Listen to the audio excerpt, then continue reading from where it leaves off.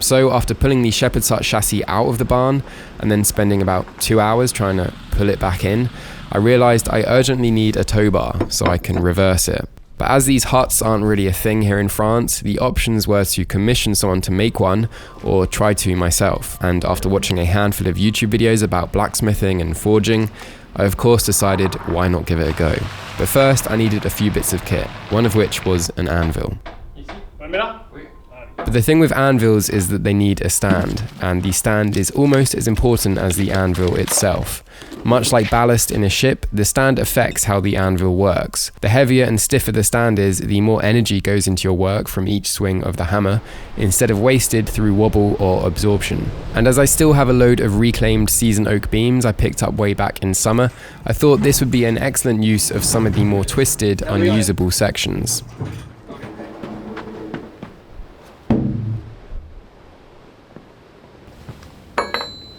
So this video is sponsored by HIPA, which is a new chainsaw brand. And Rafa, get out of the shop. Come on. And they've sent me some new chains. Come on. They've sent me some new chains and have given me complete freedom over what I do with the video. So I thought, what better way to test them than by putting them on the chainsaw and cutting up some seasoned oak beams. This is at least 100 years old. Maybe older, so it's not the easiest material to cut, but they are new blades, so unless I hit a nail, it should be fairly straightforward. We'll see how they do. Sorry, Rafa. I forgot to say that you're a good boy.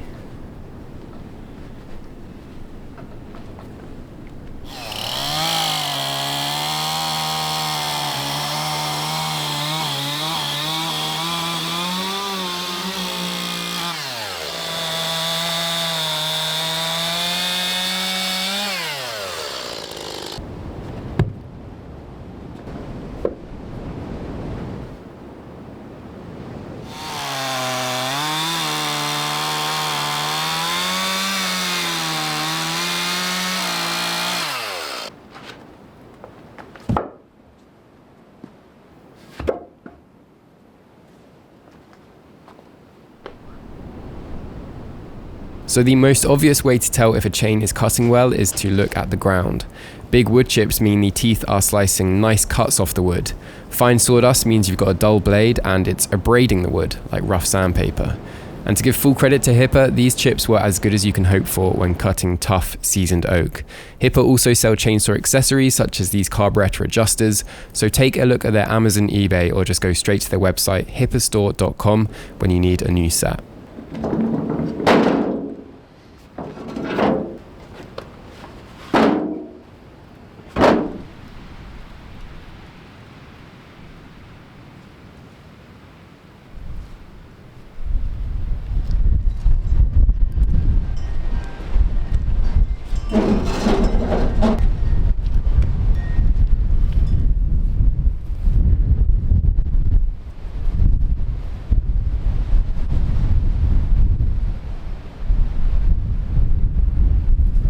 Then it was into the proper workshop to put a square edge on each of the 4 logs. So I bought a handful of these oak beams last year from a very nice man who'd reclaimed them from an old building that had been pulled down for whatever reason.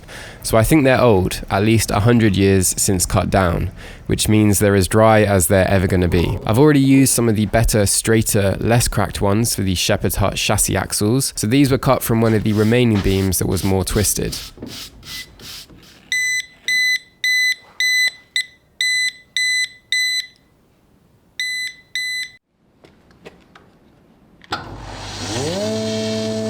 The cracks you can see here are the result of the drying process. As the many concentric rings of a tree shrink towards the heart, these contract and start to snap from the outside in, creating these cracks aimed towards the center.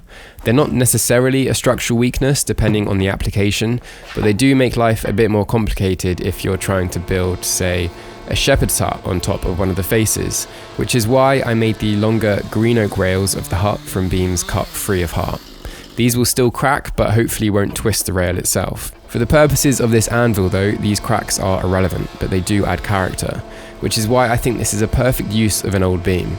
All I had to do was get one square edge on each log and arrange them in a pattern where each complemented the other. In fact, it ended up looking beautiful, like a 4-way book-matched end grain with a live edge. It's also bomb-proof. Tough old oak like this is extremely hard and stiff, keeping most of the hammer energy in the anvil.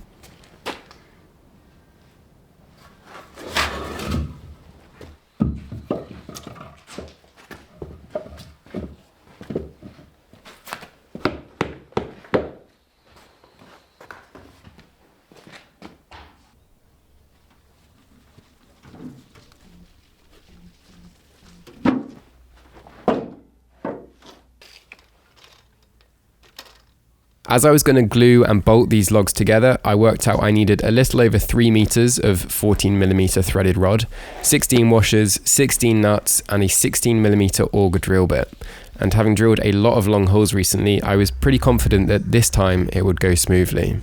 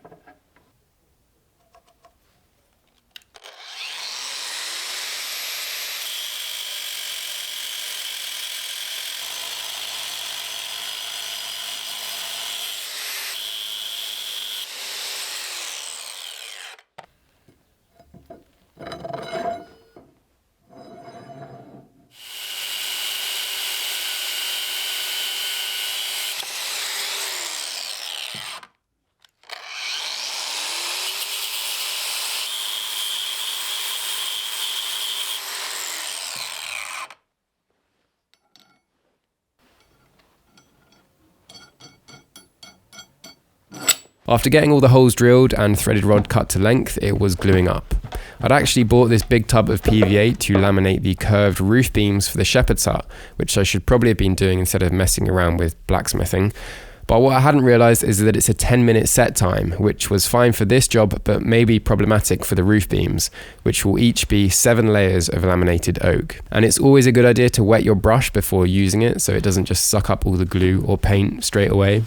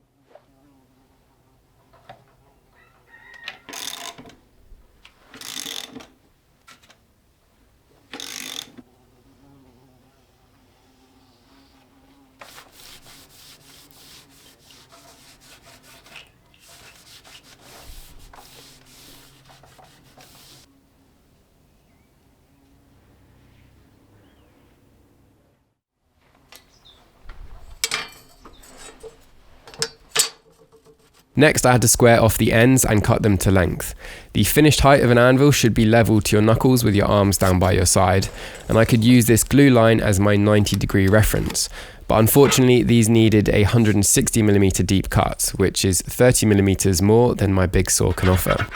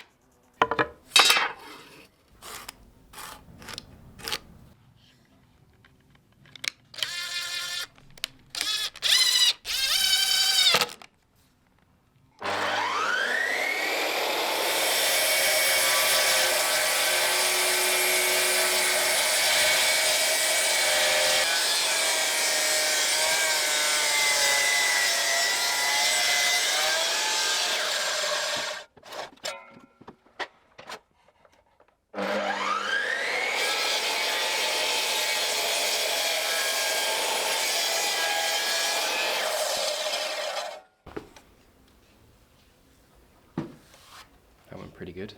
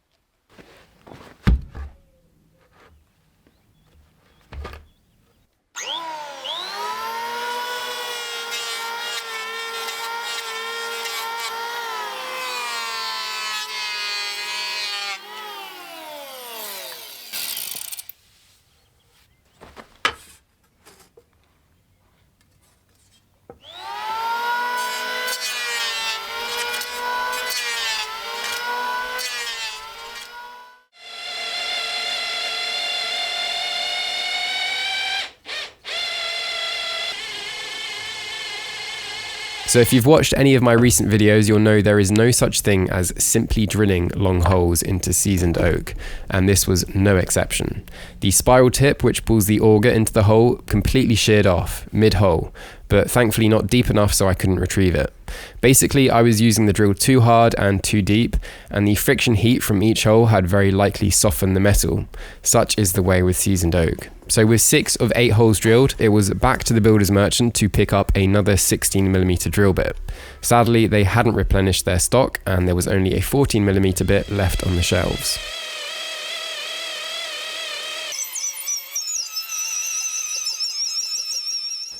So this is 14mm threaded rod, and these holes were meant to be 16mm, but they're 14, which means that this is going to be very tight. And that's a problem because you want a little bit of space for the wood to...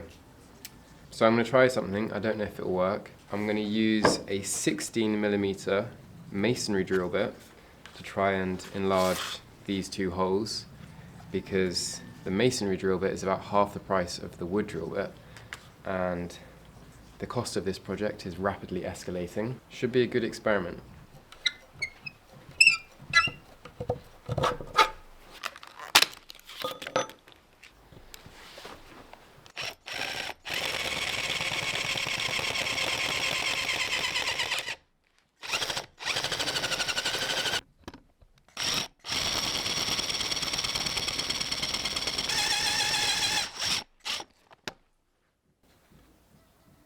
Not that hot.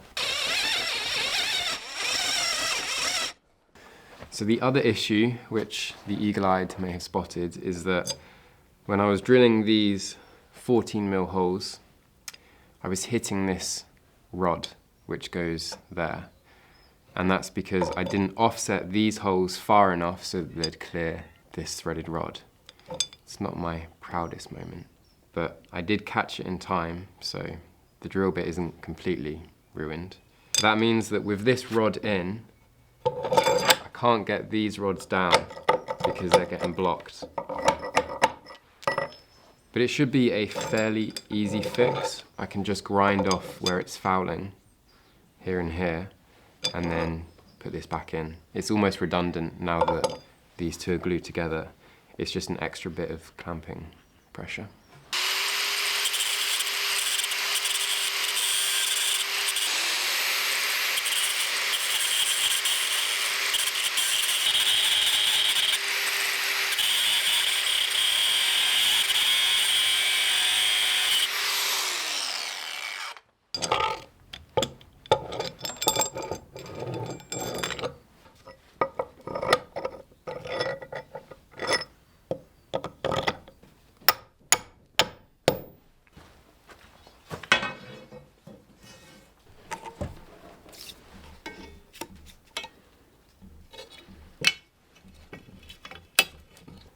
$50mm by 6mm.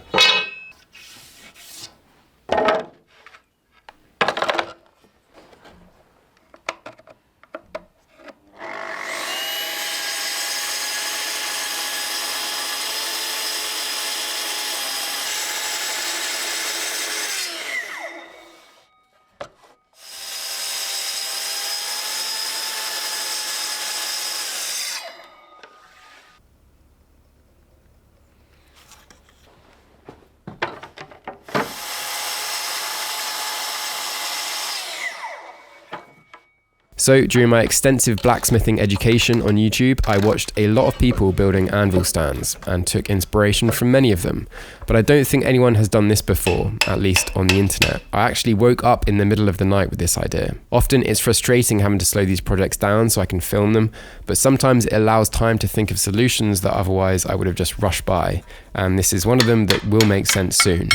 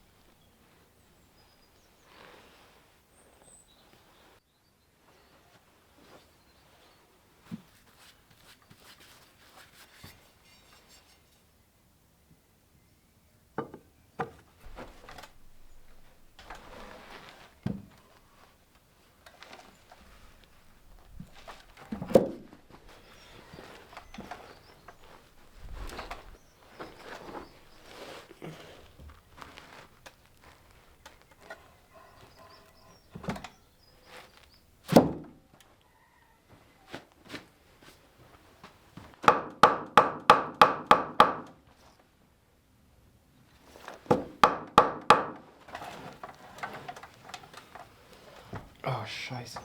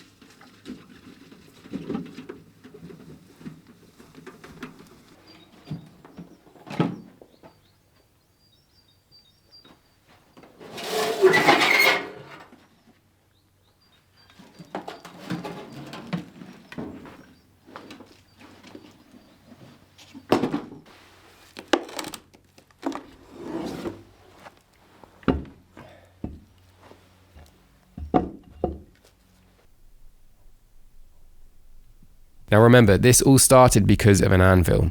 This is a 60 kilogram single horn 50 HRC drop forged high grade steel anvil from Vivor, and comes in a shade of blue that looks very similar to my Koto work jackets, which are for sale at kotoworks.com. However, not all anvils are made equal, and a good way to find out the condition is to actually take off the paint to see if there's any filler or spot welds where the forging wasn't quite right.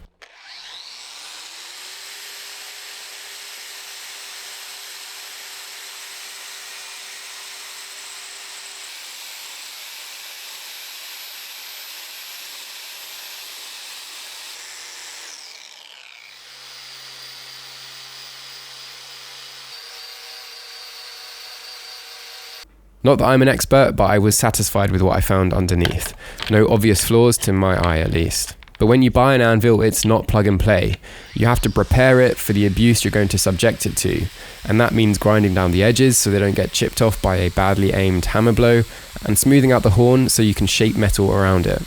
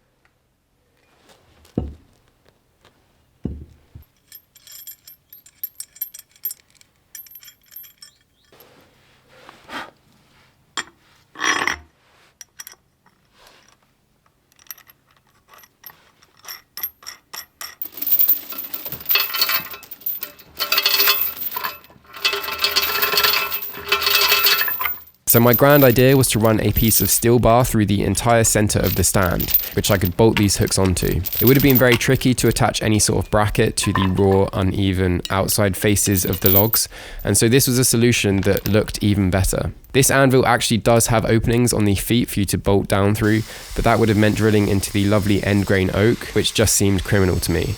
Plus, this mounting system means other anvils can very easily be mounted in the future, because as long as it's kept dry, this stand will last decades, if not centuries. Once it's found a more permanent home, I may consider putting a layer of silicone underneath the anvil to help reduce the ringing.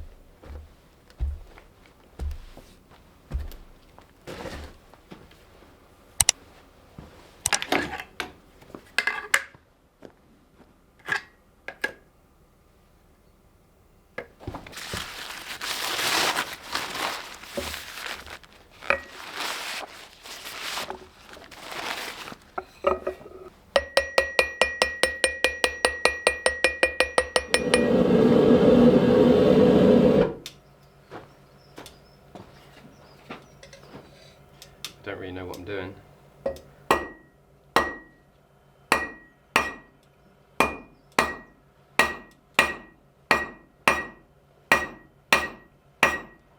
You've got to turn it back on. No, it's not hot enough.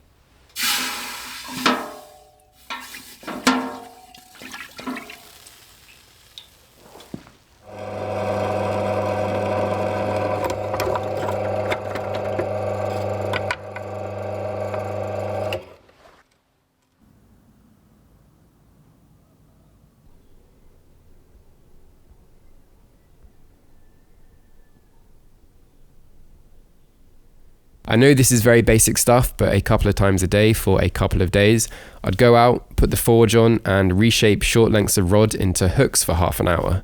It was very enjoyable, very therapeutic, and I even dreamt about it. In the next video, I'll be back on the shepherd's hut, using this setup to bend a 1-inch steel rod into a tow bar, so you'll definitely want to see how that goes. Thanks for watching, and please go check out kotoworks.com if you'd like to support this channel by purchasing one of the work jackets I've been wearing throughout this video.